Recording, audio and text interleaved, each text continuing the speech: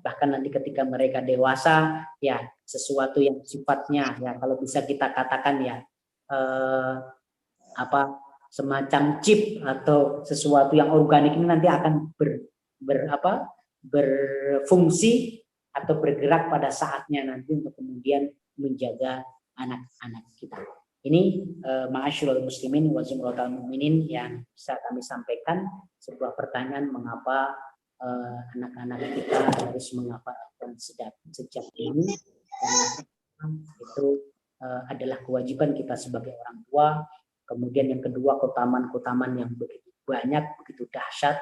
Ya, kemudian yang ketiga, ini merupakan tahapan yang sangat penting untuk lahirnya para ulama yang begitu dahsyat mengembalikan kejayaan keilmuan umat Islam, peradaban Islam.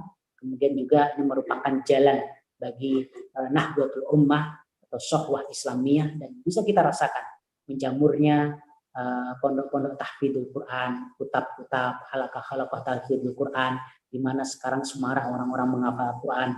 Ya, ini adalah sesuatu kabar gembira akan semakin dekatnya sesuatu yang dijanjikan oleh Allah Subhanahu wa taala, kejayaan peradaban Islam di akhir zaman, al-khilafah ala minhajin nubuwah. Kemudian juga karena memang menghafal Al-Qur'an, menghafal sesuatu pada usia kecil itu ya sangat strategis sekali, sangat penting sekali. Ya, kita memanfaatkan masa-masa emas mereka, ketajaman mereka menghafal dan menyimpan dalam memori kita. Kemudian juga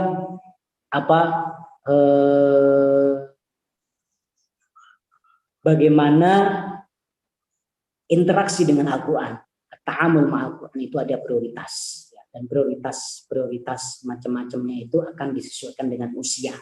Ya, usia kita dewasa seperti ini, maka prioritasnya di samping tilawah adalah mulai harus serius memahami, membaca tafsirnya, memahami maknanya. Tapi usia pada anak-anak, balita itu adalah bagaimana semaksimal mungkin untuk tahfidz. Ya, nah ini ma'asyiral muslimin yang bisa kami sampaikan. Ya, satu hal, ya jangan sampai, ini pesan saya. Ya, jangan sampai, dan ini tanggung jawab orang tua ya. Jangan sampai anak-anak kita itu hafal Al-Fatihah itu dari orang lain. Itu jangan sampai anak-anak kita itu hafal Al-Fatihah, setidaknya bacaan-bacaan yang dipakai dalam sholat itu dari gurunya, dari musyrifnya, dari guru privatnya, jangan sampai.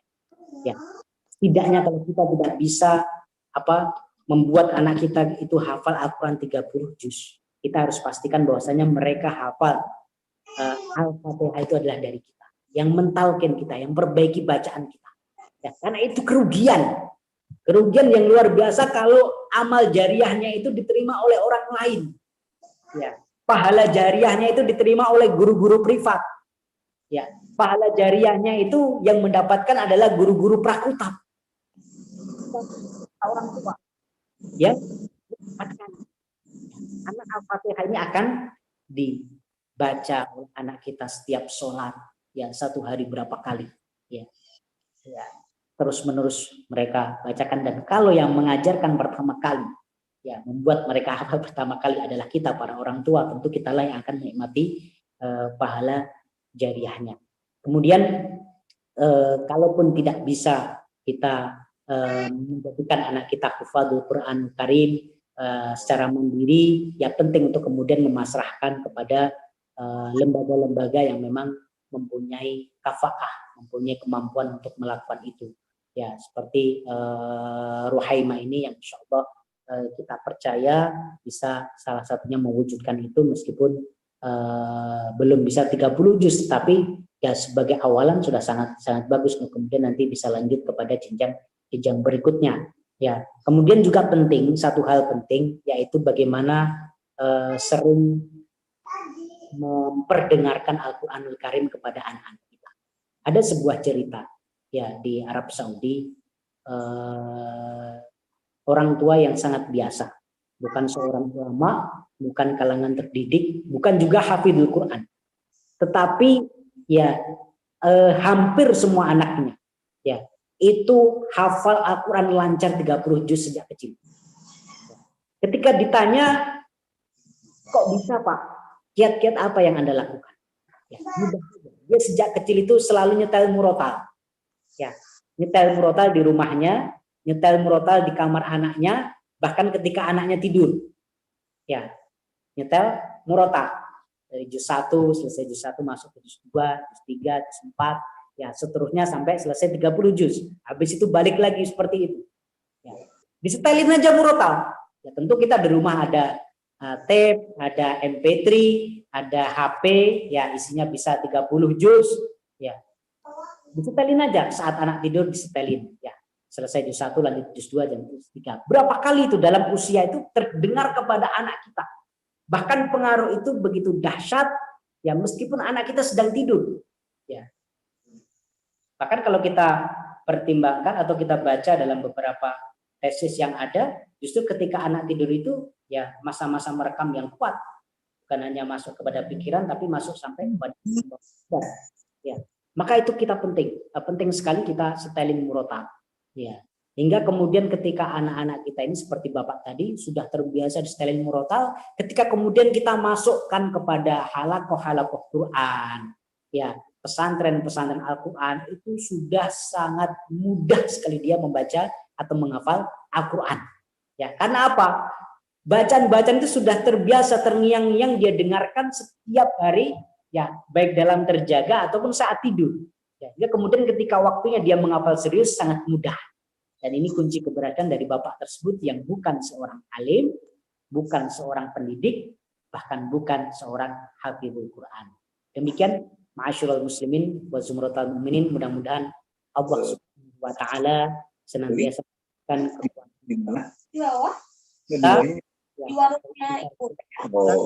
dan memang maka pandemi seperti ini adalah sesuatu yang dilematis saat kita tidak bisa mengantarkan anak-anak kita ke sekolah yang ada, ya. Tapi ala kulli hal ma'asyiral muslimin wa zumratal mu'minin, para ayah anda, para ibunda,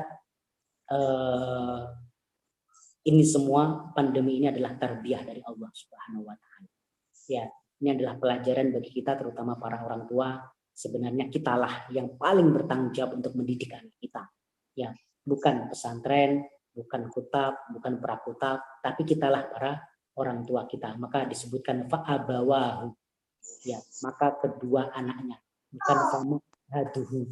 Ya, bukan famadrasatuhu. Ya, bukan raudatuhu, ya, bukan, tetapi fa'abawahu yang tertulis di sini, ya. Maka ini kesempatan bagi kita untuk benar-benar menjadi orang tua dekat dengan anaknya. Kitalah sebagai al-muallim al-asasi, ya, al-muallim al-awwali. Kita wujudkan tadi al-madrasah al-ula, madrasah yang pertama bagi anak-anak kita, dan tentu insya Allah dari kutab atau para kutab Ruhaimah ini juga berusaha untuk memberikan berbagai kompensasi, ya, pembelajaran online, ya, pembelajaran jarak jauh. Insya Allah semuanya ini ada manfaatnya, ada hikmah dari ini semuanya, ya. Mudah-mudahan kita bisa tetap sabar, ya, menjalani semuanya dan tetap istiqomah mendidik anak kita, memberikan pendidikan yang terbaik dengan tetap memastikan bahwasanya anak kita aman, karena Rasulullah Shallallahu Alaihi Wasallam telah menegaskan la doror wala diror, tidak boleh ada kemudaratan dan memudaratkan orang lain. Kemudian juga wala tulqu bi aidikum ila tahlukah, janganlah engkau ceburkan dirimu kepada kemudaratan, dan kemudaratan ini nyata, bukan sesuatu yang khayalan, meskipun sebabnya bisa macam-macam. Sebabnya mungkin konspirasi, sebabnya mungkin bisnis dan lain sebagainya, tapi efeknya atau akibatnya itu memang benar-benar kita rasakan. Ya, maka ini tentu kita harus menghadapinya, kita harus sabar, dan Rasulullah SAW telah menegaskan dan kemudian disimpulkan dalam sebuah kaidah jalbul masalih muqaddam ala daf'ul mafasid muqaddam ala jalbil masalih. Bagaimana menahan mufsadatan, ya kemafsadatan, kemudaratan itu harus lebih didahulukan daripada mendapatkan kemanfaatan. Demikian yang bisa kami sampaikan. Barakallahu fikum. Aqulu ma tasma'un. Wassalamualaikum warahmatullahi wabarakatuh. Waalaikumsalam warahmatullahi wabarakatuh. Jazakumullah khairan katsir untuk kepada Ustadz Hakim yang bagaimana tadi telah dijelaskan bahwa Al-Quran itu sangatlah penting ya Bapak Ibu semua. Bagaimana Al-Quran tadi juga adalah induk dari segala ilmu. Investasi paling berharga. Untuk acara yang berikutnya kami buka tanya jawab untuk 2 orang. Baik Bu Wali Santri dari Prakuta Ruhaimah maupun dari umum. Dipersilakan.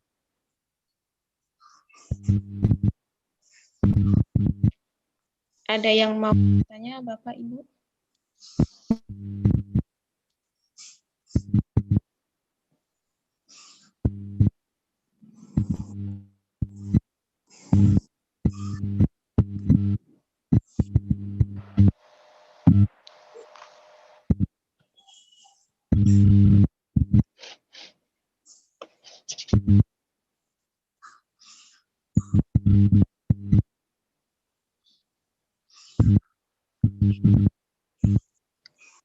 Baik, nggak ada yang mau bertanya?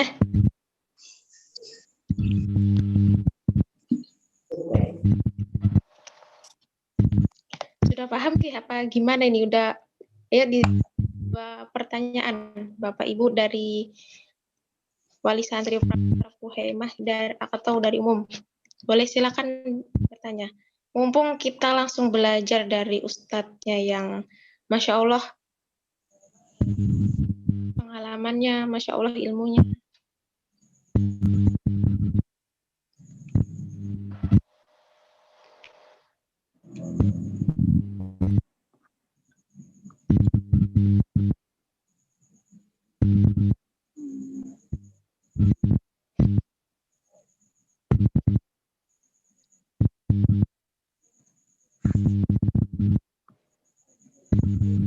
Ustazah Ruhaimah mau bertanya?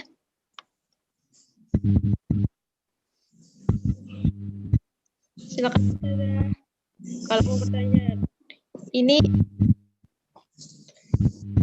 Bu.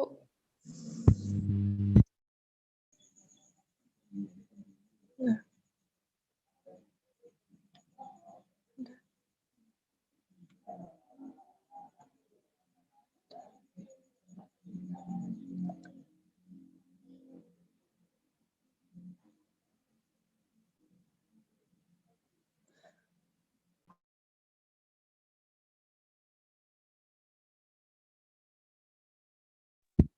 Oh, ada. Ayo silakan.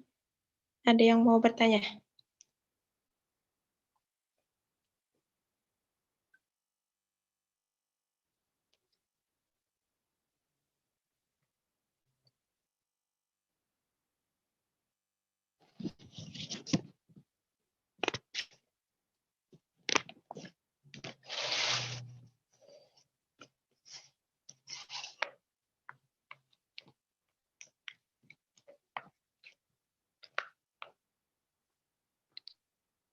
Dari Syifa itu ada Syifa kelas I dari 2.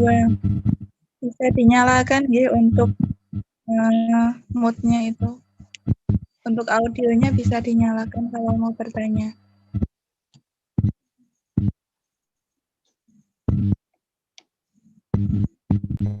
Mbak Syifa. Mbak Syifa, silakan Mbak Syifa. Boleh langsung dinyalakan audionya, Mbak?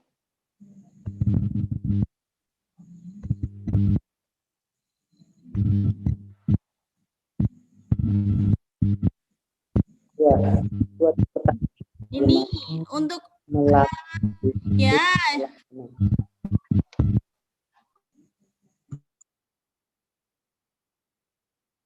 Halo, bisa kita jawab? Bisa, Ustadz. Baik. Mengenai sholat meskipun ini di luar tema ya, tapi penting untuk kita sampaikan. Allah Subhanahu wa taala telah merintahkan kepada Rasulullah sallallahu alaihi wasallam, "A'udzubillahi minasyaitonir rajim, wa'mur ahlaka bis-shalati wastabir 'alaiha." Ya. Kita diperintahkan untuk menyuruh anak-anak kita untuk melaksanakan sholat dan bersabar atasnya. Jadi ini termasuk juga kurikulum utama kita sebagai orang tua, sebagai pengasuh, ya baik oleh prakutab ataupun orang tua di rumah adalah bagaimana membuat anak-anak kita bisa melaksanakan sholat. Ya. Secara singkat, kalau kita perhatikan dalam hadis Rasulullah SAW, muru auladakum bis-sholati wa hum abna sab'a sinin. Ya, perintahkanlah kepada anak-anakmu untuk melaksanakan sholat itu pada usia 7 tahun. Wadribuhum wa hum abna asyra sinin. Ya, dan pukullah mereka ketika mereka tidak melaksanakan sholat pada usia 10 tahun. Ya, di sini sebenarnya Allah melalui lisan Rasulullah SAW telah memberi guidance, telah memberi panduan, ya rambu-rambu terkait dengan memerintahkan sholat atau membuat anak kita disiplin sholat. Jadi kalau boleh kita rumuskan, ya bahwasanya ada 2 fase krusial dalam hadis tersebut, yaitu marhalatu al-hazm, yaitu fase ketegasan itu pada usia 10 tahun. Ya, pada usia 10 tahun ini kita harus tegas, bahkan disuruh mukul. Ya, ini pada usia 10 tahun. Ya, tapi ingat mukulnya ya ad-darab, ya uslubud darab ini ada kaidahnya, ada dawabitnya. Di antaranya nggak boleh memukul di tempat-tempat yang terkait dengan yang di situ menciderai atau menodai kehormatan anak kita. Rasulullah SAW pernah bersabda, idza qatal ahadukum falyajtani bil wajha. Jika kalian berperang, itu hendaklah menghindari untuk melukai muka. Yaitu dalam perang, itu dengan orang-orang kafir. Kita tidak boleh melukai muka, menyerang muka, karena itu adalah kehormatan manusia. Ini apalagi kepada anak-anak kita. Maka nggak boleh mukul, menampar, ya muka, kepala, itu nggak boleh. Ya, kemudian juga tidak boleh memukul dengan sesuatu yang tajam, karena itu akan melukai. Ya, jadi nggak boleh itu mukul sampai kemudian berdarah, ya mukul sampai kemudian jarum, yang memar, itu nggak boleh.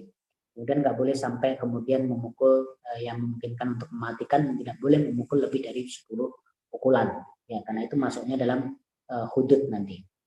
Ya, ini ada kaidahnya. Ya, boleh mukul tetapi bukan mubarrih, pukulan yang melukai, menyisakan bekas atau sisa-sisa luka yang perlu waktu untuk menyembuhkannya. Ya, ini pada usia 10 tahun, marhalatul hazm. Ya, fase krusial kita harus menggunakan ketegasan. Ya, tapi ingat sebelum itu ada yang namanya marhalatul amr. Ya, pada usia 7 tahun itu masa mulai menyuruh, memerintahkan. Tapi sekedar memerintahkan, nggak bisa kita pukul. Ya, itu pada usia 7 tahun. Nggak boleh baru 7 tahun kita merintahkan kepada anak kita, kemudian anak kita belum mau sholat dengan tertib, kemudian kita pukul. Itu nggak boleh. Itu nanti pada usia 10 tahun. Ya, jadi disuruh aja terus, disuruh. Ya.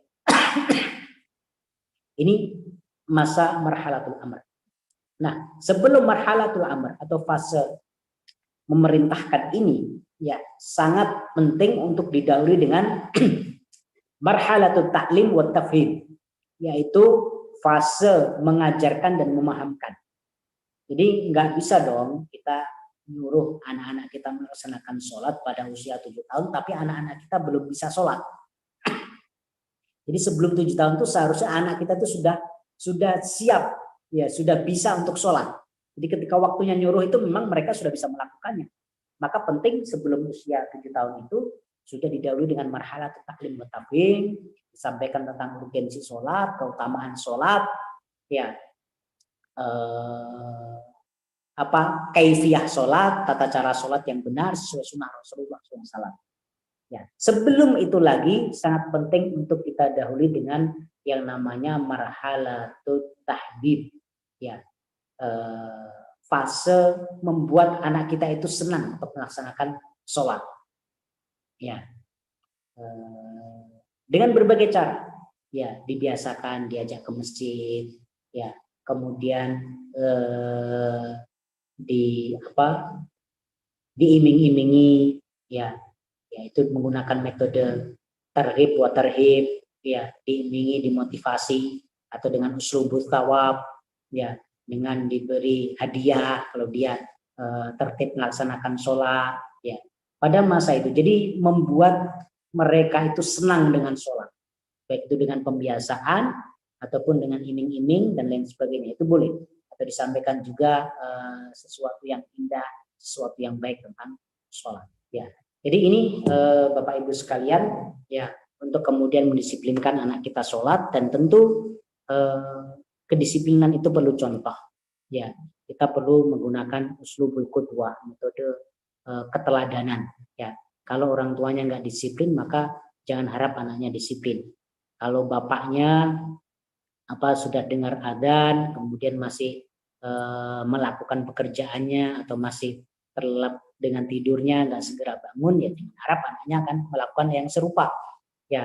Kalau ibunya sudah dengar adzan, ya, sedang mencuci nggak segera meninggalkan cuciannya, sedang ngepel nggak segera meninggalkan pelnya, sedang nonton TV nggak segera mematikan TV-nya, ya jangan harap anaknya disiplin.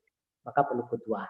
Kemudian juga perlu didoakan, ya, sebagaimana dicontohkan oleh Nabi Ibrahim. Ini sekelas Nabi Ibrahim aja berdoa, Rabbi ja'alni muqimas sholati wa min dzurriyyati.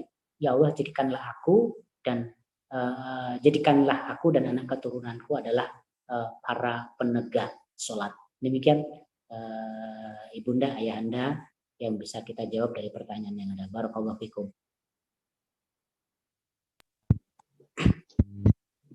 Alhamdulillah, pertanyaan yang pertama sudah dijawab langsung dari Ustadz Hakim.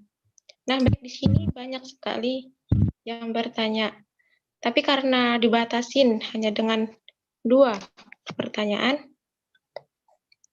saya akan memilih, nggih. Ini yang bertanya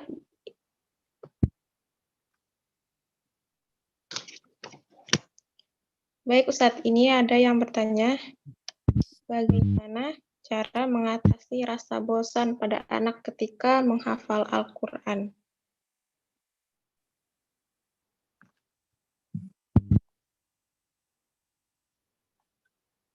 Ya, ini pertanyaan yang penting. Karena anak-anak kecil, ya, maka harus variatif. Kita harus variatif baik dari sisi pentalkin, karena anak-anak kecil itu pastinya memang ditalkin, ya, sampai ada buku khusus ini saya sarankan untuk beli, ya, yang dikarang oleh Ustadz saya dulu ngajar saya tafsir di Ishkarima, Ustadz Salafuddin Abu Sayyid, ya, Ustadz Salaf AS, ya, Salafuddin AS. Beliau merumuskan namanya ngaji metal, ya, ngaji dengan metode talqin, ya, itu bagus, ya, dan itu memang metode yang paling pas untuk anak-anak, jadi ditalqin, ya.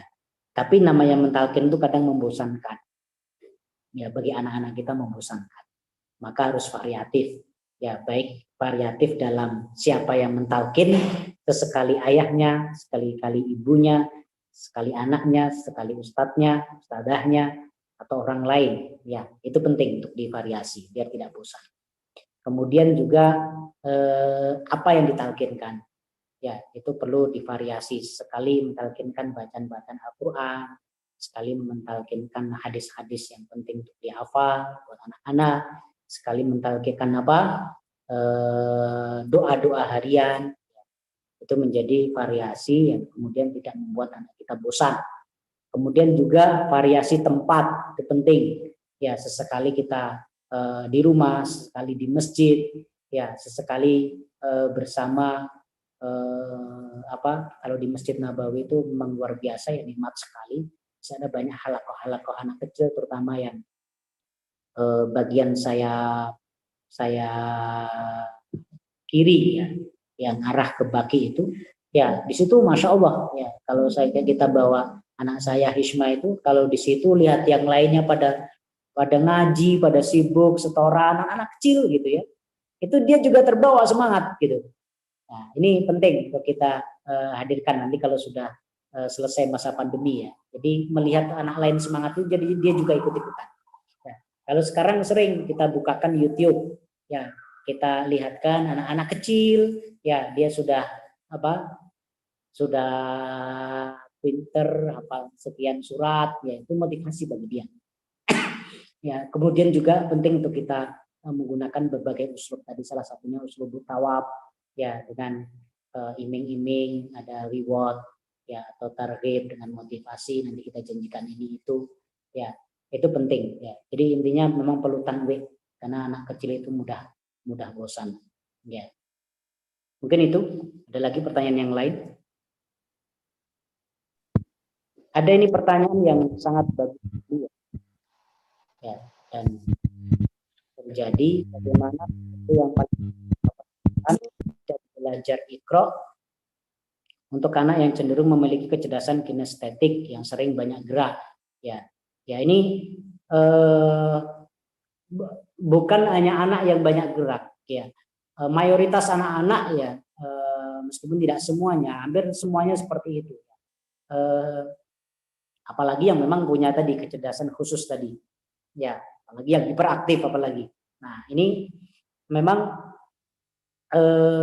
jadi taklim anak-anak itu jangan kita selalu saklek dia itu harus diam ya, duduk tangannya di atas begini kemudian fokus kepada kita ya, itu nggak harus seperti itu ya, terutama dalam tahfidzul Quran tidak harus seperti itu.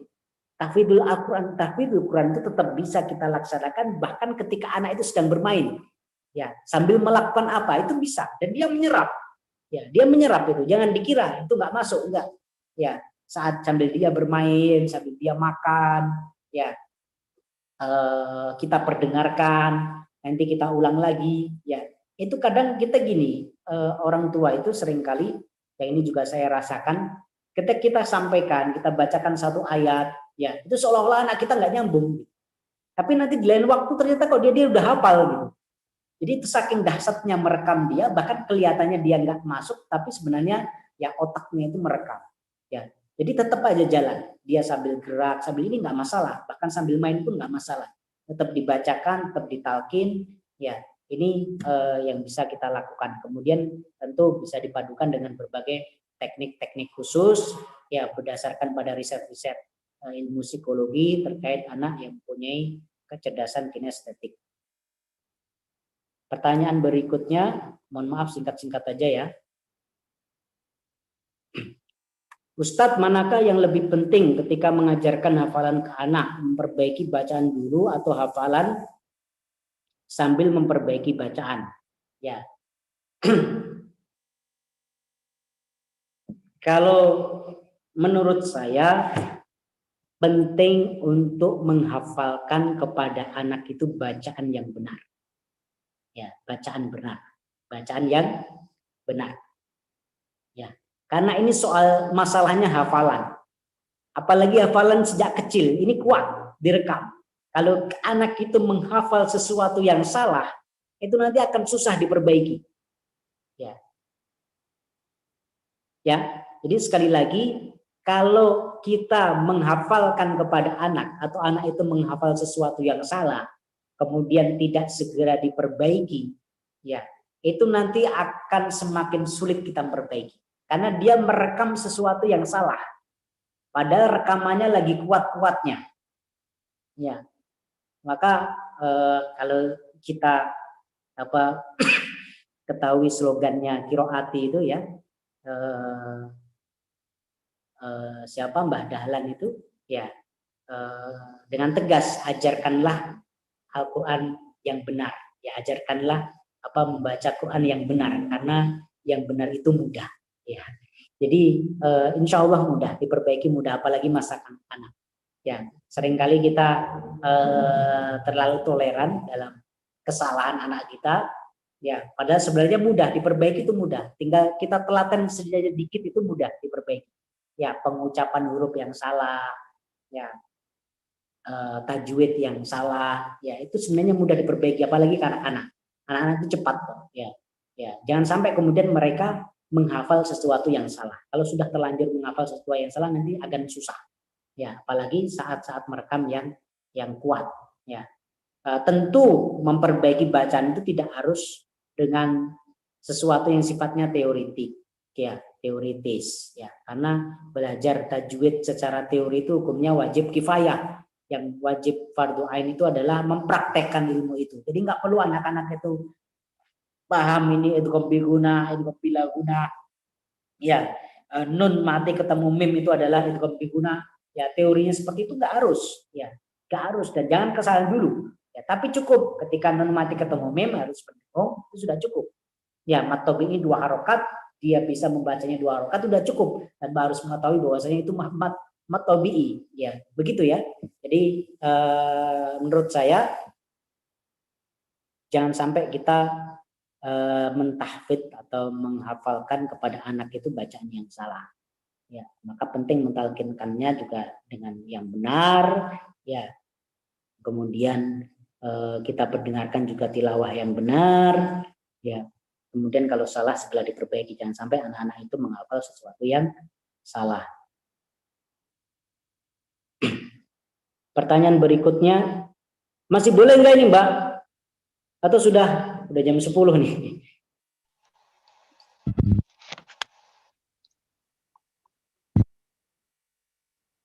Baik Ustadz, satu pertanyaan lagi Ustadz. Boleh dijawab? Yang mana nih?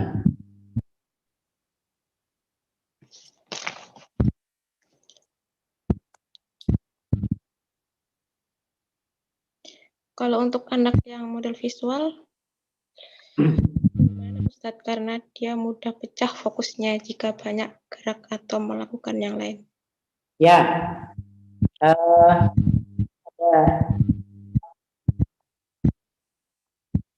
ada penemuan khusus ini. Kita dicari ya, Ustaz Rudi Hartanto, ya, bersama Ustadz Khalid Mustafa, ya, menginisiasi jaringan rumah Quran Haramain di Solo. Itu salah satunya adalah ada mereka punya metode menghafal Al-Quran dengan gerakan, ya. Dan di TV-TV kan sudah banyak juga kita dapatkan, ya. Seperti seperti a'udzu billahi minasyaitonir rajim, ya. Jadi menggunakan gerakan, ya. Itu akan lebih menarik konsentrasinya, menarik fokusnya, apalagi anak-anak tipe visual, ya. Ketika menyebut Allah misalnya kita angkat ke atas, ya, ketika menyebut diri sendiri kita, ya, seperti ini akan lebih menarik fokusnya. Jadi bagaimana kita memanfaatkan itu, ya. Dan ada metodenya, nanti bisa dicari di YouTube juga banyak, ya. Kemudian ada metode khusus, buku-buku panduannya juga banyak. Ini bagus sekali untuk dipakai, khususnya untuk anak-anak yang tipe visual. Kemudian juga penting mentalkin anak-anak itu, kalau anaknya visual berarti bukan hanya dengan murotal memperdengarkan, ya. Kalau murotal itu kan cuma audio, tapi misalnya buka video, ya, video sudah banyak ya konten-konten, dan ini bagus sekali kalau kita perbanyak tilawah Al-Quran itu diiringi dengan kartun yang mengilustrasikan tentang tilawah tersebut. Itu sudah banyak. Ya, baca Al-Fatihah sambil di situ ada pemandangan alam dan sebagainya. Ya, anak itu kemudian fokusnya terbawa, tapi pendengarannya masuk gitu, apa yang disampaikan, dan lama-lama dia menyerap dan menghafal. Ya, begitu ya singkatnya teknis-teknisnya. Barakallahu fikum. Baik, jazakumullah khairan Ustadz Hakim yang sudah berkenan untuk menjawab semua pertanyaan-pertanyaan, dan semoga dengan ilmu pengetahuan yang sangat bermanfaat ini kita bisa mengamalkan bersama anak-anak kita kelak dan orang yang ada di sekitar kita. Amin. Akhirnya kita sampai di penghujung acara. Jika dalam penyampaian terdapat kesalahan baik dan tutur kata,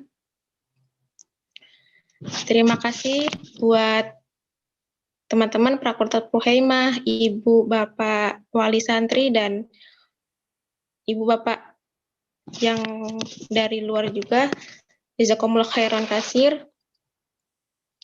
Kita tutup acara malam ini dengan doa, hamdalah, dan kifaratul majlis. Alhamdulillahirrabbilalamin. Subhanakallahumma wa bihamdika.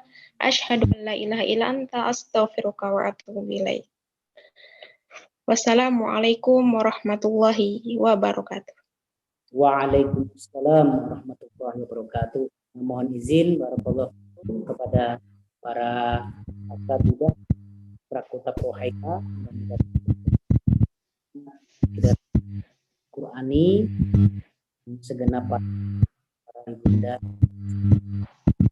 dan mudah-mudahan memberikan taufik dan semua. Assalamualaikum warahmatullahi wabarakatuh.